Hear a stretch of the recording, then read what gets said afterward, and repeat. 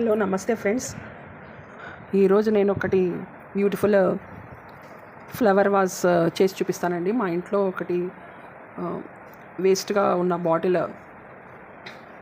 ఉందండి. ఇది బాగుంది, చాలా బాటిల్ అయితే చాలా బాగుంది. దాని డిజైన్ అంతా చాలా బాగా నచ్చింది. సో నాకు పడేబుద్ధి కాలేదు. సో నేను దీంట్లో నుంచి ఒక మంచి ఫ్లవర్ వాజ్ చేయాలనుకున్నాను. తర్వాత మనము ఫ్లవర్ వాజ్ అంటే బయటికి పోయి ఆర్టిఫిషియల్ అన్నీ తీసుకొని వచ్చి అవన్నీ పెట్టనవసరం లేదండి. మన ఇంట్లో ఏదో ఒకటి ప్లాంట్స్ ఉండనే ఉంటాయి. వాటర్లో పెరిగే ప్లాంట్స్ చాలా ఉంటాయి. ఇలాంటివి కూడా పెట్టొచ్చండి మనము. నేనైతే న్యాచురల్ని ఎక్కువ చేస్తాను కాబట్టి దీంతో ఏదో ఒకటి చేద్దామని అనుకున్నాను. ఎంత క్లీన్ చేసినా కానీ ఇది కొద్దిగా గమ్ అసలు పోలేదండి. ఇంకా దీన్ని కవర్ చేయడానికి నేను ఏదన్నా చేయాలి అనుకున్నాను. దానికి నేను ఏం చేస్తానో మీరు ముందు చూడండి.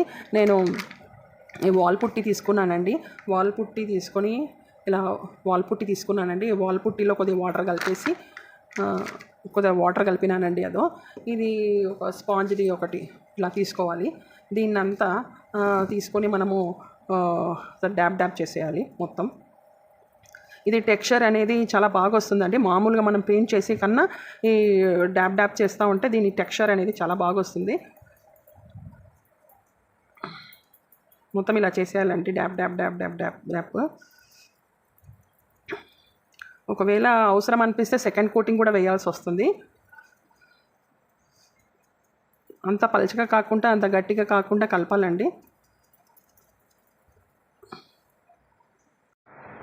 ఇలా నేను వైట్ పుట్టితో అంతా వేసానండి. ఒకలాంటి టెక్స్చర్ వచ్చేసింది.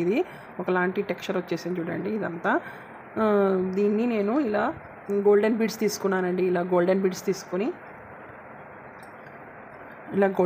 తీసుకొని ఇక్కడ లాస్ట్లో థ్రెడ్ టై చేసినాను. ఇక్కడ ఒక థ్రెడ్, అక్కడ ఒక థ్రెడ్ టై చేసినాను.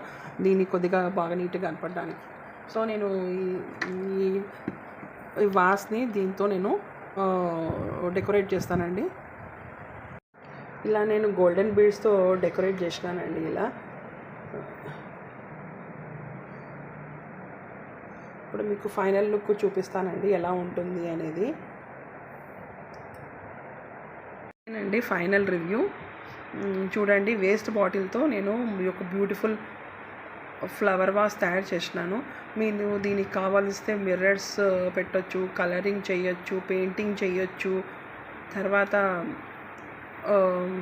గ్లిట్టర్ పేపర్తో అతికించవచ్చు.